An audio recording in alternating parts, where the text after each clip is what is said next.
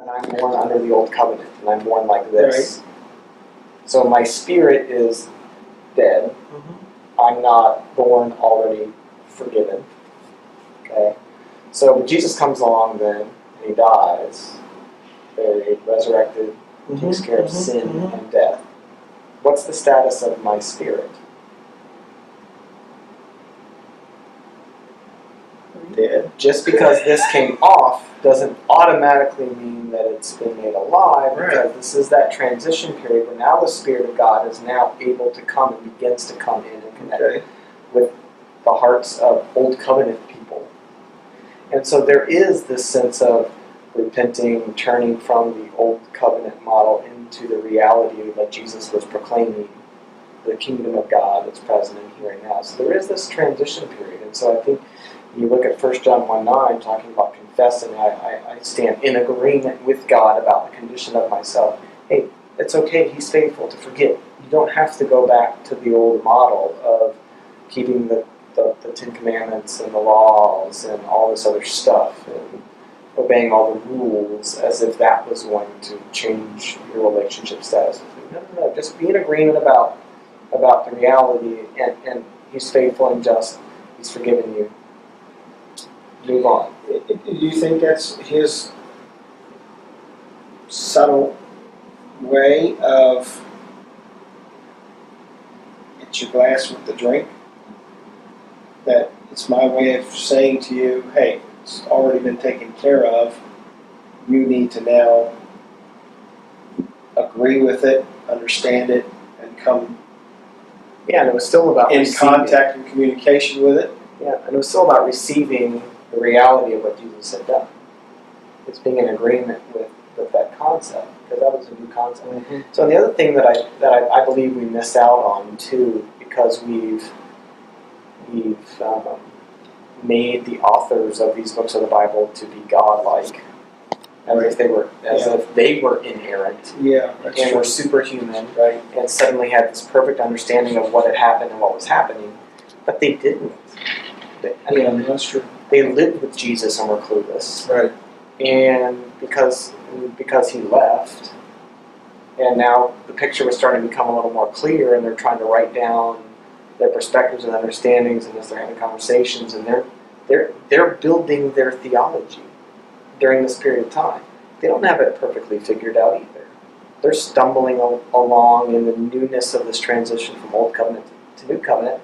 So I believe that they're writing the best that they can from their understanding, and as the Spirit was inspiring them, but it was still limited to what they could comprehend in their experiences and their personalities and so on and so forth. And so they were writing the best that they could. So I don't believe for a second that everything in there is perfect theology that now we're supposed to go to as if they had it all figured out by some miraculous revelation from God, and they were just like pinning it down. Oh, I never knew that before. Wow, this is awesome that I'm able to write all this stuff. So glad God's like taking my hand, because I never knew that.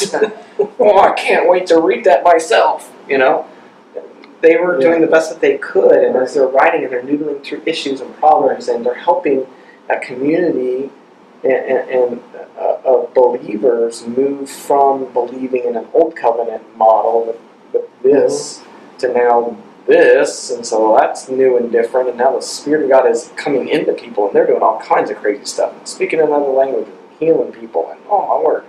And so we're trying to make sense of this, and so we're doing the best we can, having experienced Jesus, having been under his discipling program, and so now, they're just trying to pass on information as best they can, but it certainly wasn't perfect. It was it'd be like an infant deer that's born, and it gets up and it begins to wander around a field trying to figure out where it is and what's going on and how to get out of the field and into the woods. Well, if we thought that, that was a mature deer, and they wander, we're going to wander all over the place too until we finally get to our destination, that would be stupid. An adult deer would probably make just a straight beeline. I see it in the fields by my house all the time. An adult deer is going to make a beeline from point A to point B. There is no wandering all over the place. But they were wandering. They were figuring it out. And now we come along and we're trying to follow their wandering path as if it's the correct theology for understanding God, or they were in infancy. They were still trying to piece it together and figure it out. So they're kind of bouncing. They're bouncing into each other. Peter and Paul are bickering and fighting about, with circumcision and law and what do we do about that? And they weren't even in agreement about stuff. So I think it's okay for us to just realize that, man, these were men who the Spirit of God was alive in. They had experienced Jesus. They had encountered Him physically, personally. They had a relationship with Him. And now they're helping to try to make sense of this transition from Old Covenant to New Covenant. That doesn't, for a second, mean everything that they wrote was spot on. I'm sure they were inspired, and with their thinking and their personality and their experiences were doing the best that they could. And so we can learn from that. But I have the Spirit of God in me. And I have the Spirit of God inspiring me. Supposedly God is guiding me by His Spirit, not a book. But His Spirit is guiding me into all truth. And the Bible is not truth. Truth is Jesus. I am the way, the truth, and the life. So I have the Spirit leading me into Jesus, which is leading me to the Father, because that's the whole point of Jesus. He was never about Himself. It was always, hey, come meet my dad. He's pretty awesome. I'm out of here. I got another party to attend. I'll show up at that party and be like, hey guys, guess what? My dad thinks you're pretty awesome. You should connect with him sometime. I'm out of here. And that was His ministry. He was always pointing people to His Father. And so I have the Spirit in me, pushing me into that reality that Jesus created, but really, ultimately, the Spirit's just connecting me to the Father. That's the Creator. That's the whole point. Mm-hmm. And so, if I get lost in the meanderings of the early church writers, then we're going to just be constantly back and forth and butting our heads against each other because there's different theologies within the pages of the books of the Bible about various things. And then you've got writers who, God didn't really tell me this. This is just what I came up with. This is my opinion. And so, yeah, but that's okay. That doesn't, for 1 second, make it less applicable or less beneficial. It is, because those men were inspired by the Spirit of God and the best that they could at putting stuff down that gives me insight to think about, to ponder on, just as reading books from present-day authors do the same thing. I read some of it that they wrote, and it spurs a thought, and the Spirit of God awakens in me and begins to run me towards that truth. But it's the same thing. And frankly, I hope to be able to do that as well. I would hope that things I write about are Spirit-inspired. And yeah, it's gonna have a bent. It's going to have my personality. It's going to have my story, my journey, my hurts, my pains, my excitements. It is going to be contained in that. And people will read it, and hopefully the Spirit of God will take the things I write and speak differently to different people, because that's what the Spirit of God does. It's relationship. And relationships are messy, and they're different. And it involves the personalities and characteristics of two people that come together. And everyone comes together in a unique way because everyone is unique. And I'm okay with that. And I'm okay with that with the authors of the books that we find in the Bible.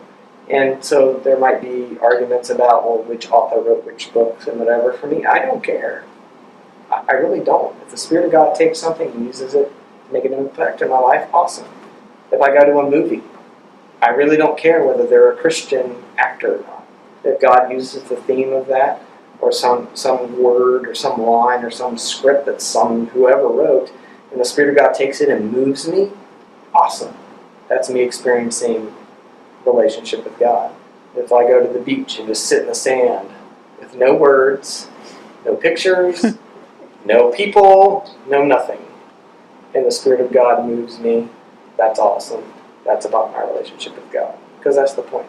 God created us for relationship. He's made it possible for relationship. He just wants us to live in that and experience it. And He's delighted in me no matter what I do. Yeah. Or don't do. Yeah. It really doesn't matter. He's not concerned about my performance. That's completely irrelevant to the mind of God and the heart of God. He just loves me because He created me.